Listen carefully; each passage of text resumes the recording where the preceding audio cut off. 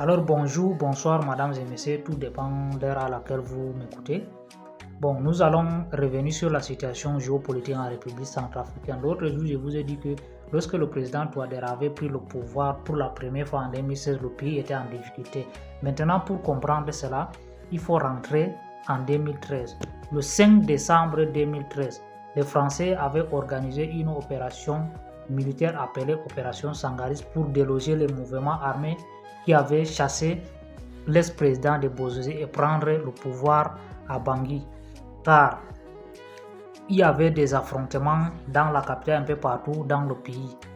Bon, là maintenant, après cette opération, les Français ont réussi à déloger ces groupes armés-là. Ils se sont dispersés un peu partout dans le pays. Bon, après, Madame Catherine Samba Panza a pris la direction de transition.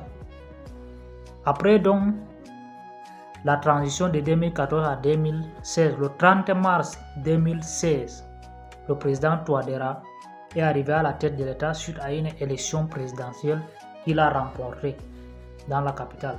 Bon, maintenant, souvenez-vous qu'il y avait les groupes armés qui se paradaient autour. Là maintenant, pour résoudre ces problèmes, nous allons écouter Alain Focar. Comment le président Touadéra s'est procédé, comment il a procédé jusqu'à aujourd'hui. Tenez, le 30 mars 2016, c'est l'investiture de Faustin Archange Touadéra, qui vient d'être élu président de la République centrafricaine. Présent à la cérémonie, le ministre des Affaires étrangères français. Jean-Yves Le Drian, représentant de la France à la cérémonie, annonce lors de la conférence de presse, tenez-vous bien, la fin de l'opération Sangaris pour la fin de l'année. Cette force française qui était sur place pour le maintien de la fragile paix. Le nouveau chef de l'État est surpris. On ne lui en a pas parlé. Il est sidéré. Comment va-t-il faire face aux nombreuses rébellions auxquelles il fait face? En retirant ses troupes, il est évident qu'il ne va pas tenir longtemps. C'est un nouveau coup dur pour le nouveau pouvoir. Surtout qu'en face, la rébellion gagne du terrain.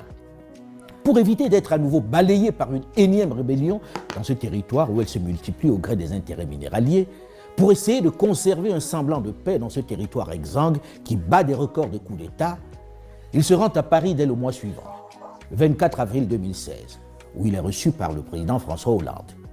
Il lui demande de maintenir absolument l'opération Sangaris. Sangaris demeurera en Centrafrique, je vous l'assure, et nous ferons en sorte qu'il y ait, pour aider les forces centrafricaines, le soutien indispensable et la présence de nos militaires pour vous accompagner dans la tâche d'encadrement de l'armée centrafricaine qui est essentielle pour assurer la sécurité. Après cette belle promesse faite avec toute la solennité dans la voix devant la presse, lorsque le président Touadéra rentre à Bangui, le ministre des Affaires étrangères français annonce, quelques jours après, le 13 mai 2016, la fin de l'opération Sangaris. Dans la foulée, le même 13 mai de l'année 2016, le président François Hollande, dans un voyage éclair et surprise à Bangui, rend visite à ses troupes où il annonce, tenez-vous bien, le désengagement militaire de la France en RCA. Il le justifie par les trop nombreuses interventions des forces françaises à l'extérieur, le Sahel, la Syrie, la Libye, etc.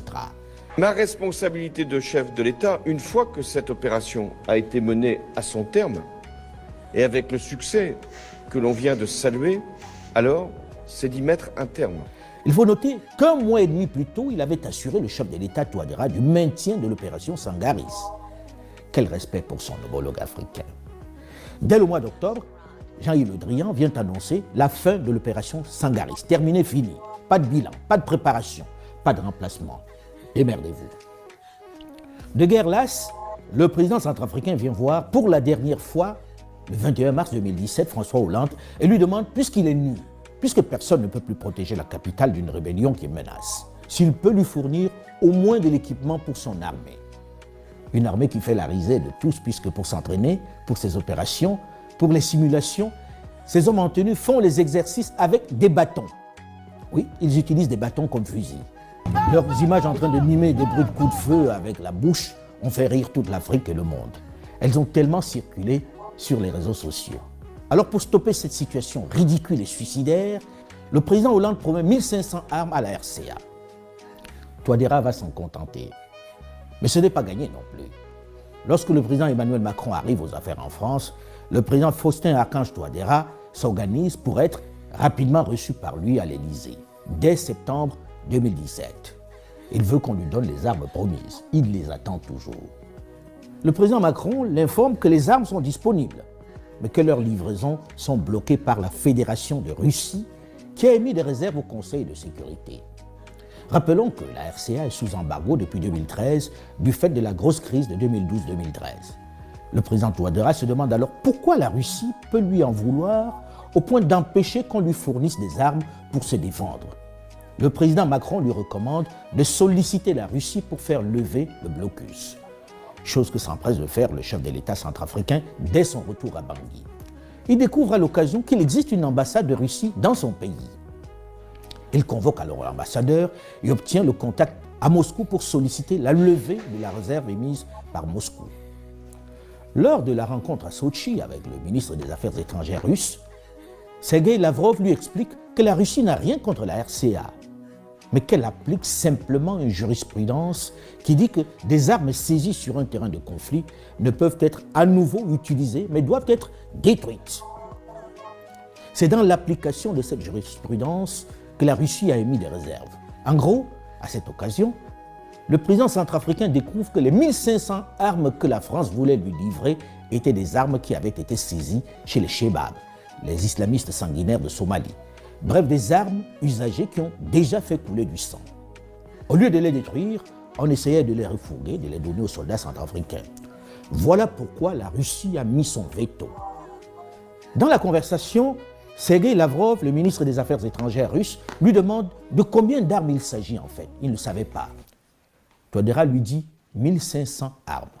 Surpris par la faible quantité, par la ridicule quantité des armes, le ministre lui promet de lui en donner autant, 1500. Amusé, il téléphone alors à son président Vladimir Poutine, qui finit même par décider qu'il va lui en donner le double, 3000. Il est neuve.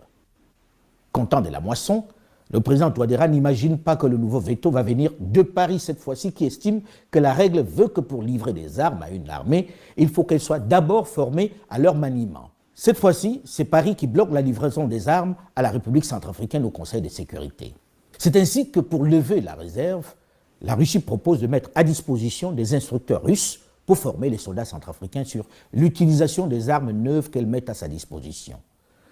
Des notifications sont adressées dans ce sens au Conseil de sécurité.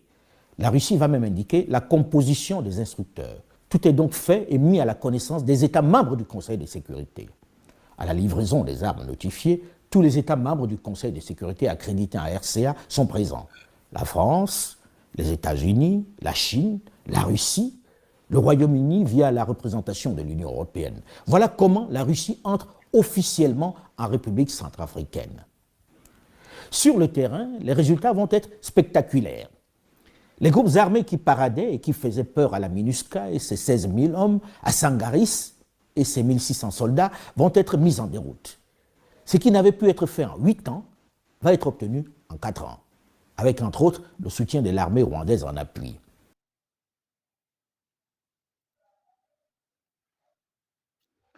Bon, mesdames et messieurs, suite donc à tout ce que vous venez d'écouter aujourd'hui, grâce à la diplomatie et le savoir-faire du président Touadéra, la majorité de ces mouvements armés-là ont accepté l'accord de paix.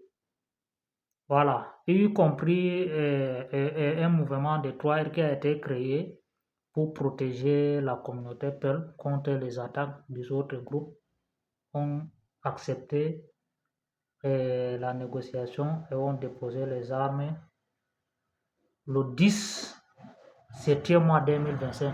Il serait donc impossible de refuser de soutenir ce genre de personnes à la tête de nos États. Voilà, merci beaucoup.